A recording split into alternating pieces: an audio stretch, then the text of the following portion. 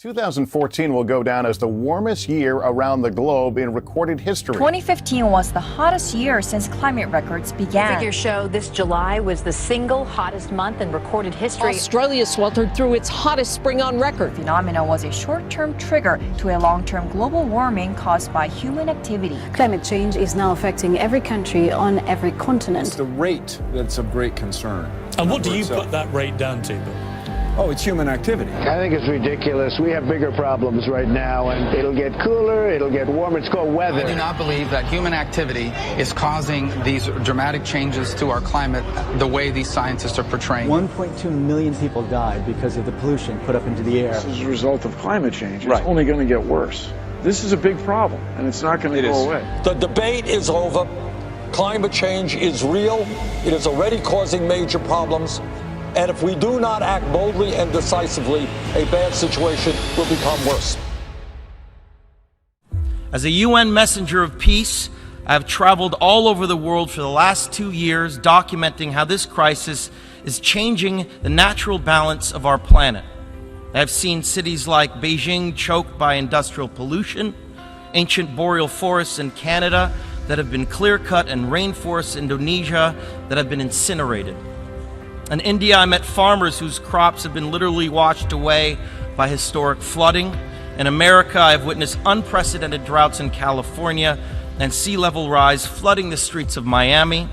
In Greenland and in the Arctic, I was astonished to see that ancient glaciers are rapidly disappearing, well ahead of scientific predictions.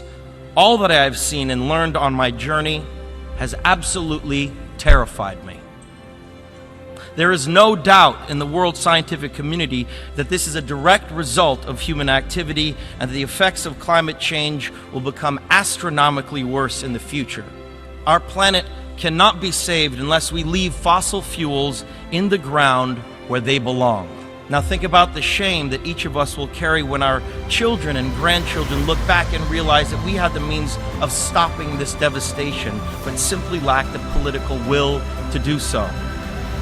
Yes, we have achieved the Paris Agreement.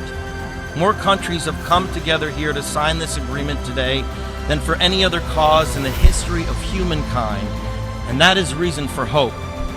But unfortunately, the evidence shows us that it will not be enough. A massive change is required right now, one that leads to a new collective consciousness, a new collective evolution of the human race, inspired and enabled by a sense of urgency from all of you. We can congratulate each other today, but it will mean absolutely nothing if you return to your countries and fail to push beyond the promises of this historic agreement. Now is the time for bold, unprecedented action.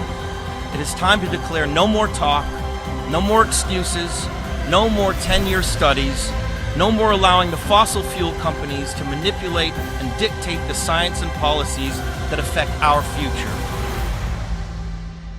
The world is now watching. You will either be lauded by future generations or vilified by them. You are the last best hope of Earth. We ask you to protect it, or we and all living things we cherish are history.